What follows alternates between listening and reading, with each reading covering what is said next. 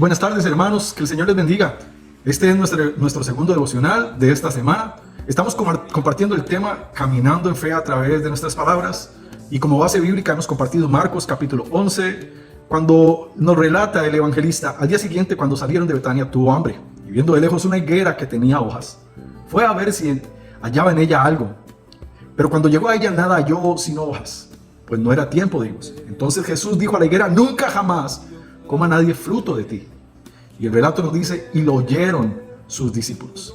Más adelante, al día siguiente, pasando por la mañana, dice el evangelista, vieron que la higuera se había secado desde las raíces. Y entonces Pedro, acordándose, le dijo: maestro, mira, la higuera que maldijiste se ha secado. Y Jesús respondiendo les dijo: tengan fe en Dios, porque les aseguro que cualquiera que dijera a este monte: quítate y échate en el mar, y no duda en su corazón, sino que cree que será hecho lo que dice, lo que diga le será hecho. Por tanto les digo que todo lo que pidieran orando, crean que lo recibirán y les vendrá. Y cuando estén orando, perdonen si tienen algo contra alguno, para que también su Padre que está en los cielos os perdone a ustedes sus ofensas. Porque si nosotros no perdonamos, tampoco su Padre que está en los cielos los perdonará a ustedes sus ofensas. Recordamos que en el tema de ayer vimos que las palabras causan un efecto para bien o para mal. Jesús les está dando una lección práctica, pragmática a sus discípulos para que puedan entender esto.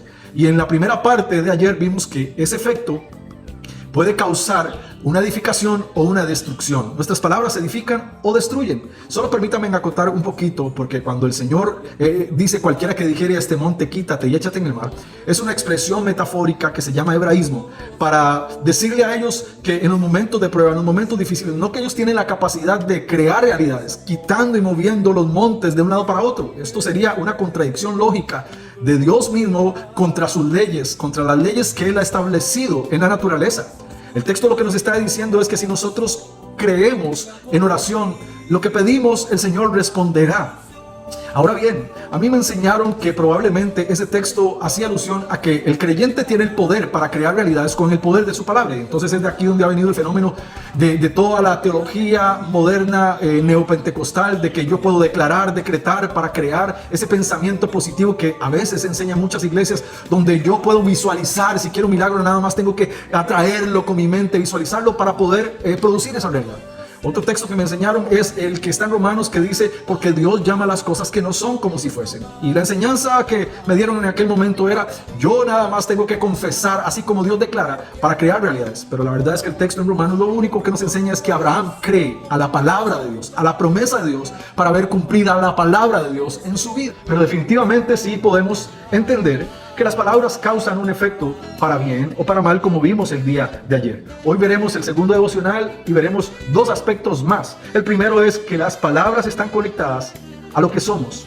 El texto en Lucas capítulo 6, en el versículo 43 nos dice: no es buen árbol el que da malos frutos, ni árbol malo el que da buen fruto, porque cada árbol se conoce por sus frutos. Pues no se cosechan higos de los espinos, ni de las zarzas se vendimian uvas. Y entonces dice el evangelista: el hombre bueno del buen tesoro de su corazón saca lo bueno, y el hombre malo del mal tesoro de su corazón saca lo malo, porque de la abundancia del corazón habla la boca. Definitivamente las palabras están conectadas a lo que nosotros somos. Según la palabra de Dios, lo que nosotros decimos está conectado a lo que estamos creyendo. Por eso es que evidencia lo que somos. Yo quisiera decir que en ese sentido, nada más que nos sentemos a escucharnos a nosotros mismos cuando alguien nos ha ofendido, cuando alguien nos ha herido. ¿Cómo hablamos en ese momento? ¿Cómo hablamos? ¿Qué decimos en ese momento en que alguien nos ha herido? Eso está evidenciando el dolor que tenemos en ese momento. Y permítame, no puedo eximirme de esto. Hay muchos momentos donde ha habido cuestiones que han herido nuestro corazón, que han ofendido mi propio corazón. Y yo sé claramente que mi forma de hablar está hablando desde esa herida. Hay momentos en los cuales nuestra expresión en palabras refleja un dolor profundo que tenemos en nuestro corazón.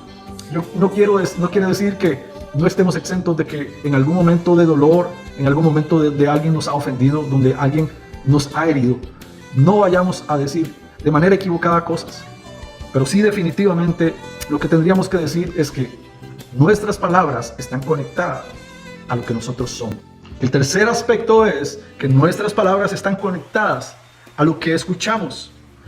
Primera de Samuel capítulo 17, nos da un relato que todos nosotros bien conocemos, pero que yo quisiera compartirles. A partir del versículo 4 dice: salió entonces del campamento de los filisteos un paladín. Usted conoce bien la historia entre aquel joven de rizos de oro y el gigante, dice, el cual se llamaba Goliat de Gat, y tenía de altura 6 codos y un palmo, y traía un casco de bronce en su cabeza, y llevaba una cota de malla, y era el peso de la cota 5,000 ciclos de bronce. Sobre sus piernas traía grebas de bronce y una jabalina de bronce entre sus hombros. El asta de su lanza era como el rodillo de telar, y tenía el hierro de su lanza, 600 ciclos de hierro, e iba su escudero delante de él. Pero más adelante nos relata lo que estamos viendo en este tercer aspecto. Las palabras están conectadas a lo que escuchamos. Dice, y se paró y dio voces a los escuadrones de Israel, diciéndoles: ¿para qué se han puesto en orden de batalla? ¿No soy yo filisteo y ustedes los siervos de Saúl? Escojan de entre ustedes un hombre que venga contra mí. Y si él puede pelear contra mí, dijo, y me venciere, dice la escritura, nosotros seremos sus siervos. Y si yo puedo más que él y les venzo, ustedes serán nuestros siervos y me servirán. Y dice, y añadió el filisteo, hoy he desafiado al campamento de Israel, denme un hombre que pelee conmigo. Pero inmediatamente la narrativa bíblica nos dice, oyendo Saúl y todo Israel estas palabras, se turbaron y tuvieron gran miedo. Más adelante en el versículo 16 completa la idea y nos dice, venía aquel filisteo por la mañana y por la tarde, y así lo hizo durante 40 días. Y termina en el 23 diciendo, mientras él hablaba con ellos, he aquí, aquel paladín se ponía en medio de los dos campamentos que se llamaba Goliat, y salía entre las filas de los filisteos y habló las mismas palabras, y las oyó David.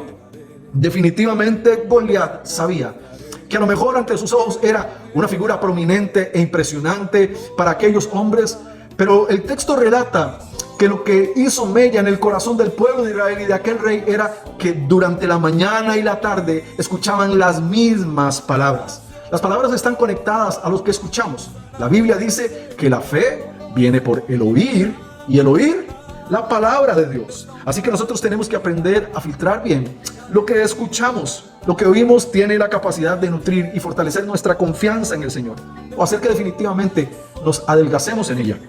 Así que tenemos que tener cuidado con lo que escuchamos a menudo. Las palabras que se quedan en nuestra mente hacen que generemos fruto, o provoca que las raíces se sequen. Cuidado con lo que estamos oyendo.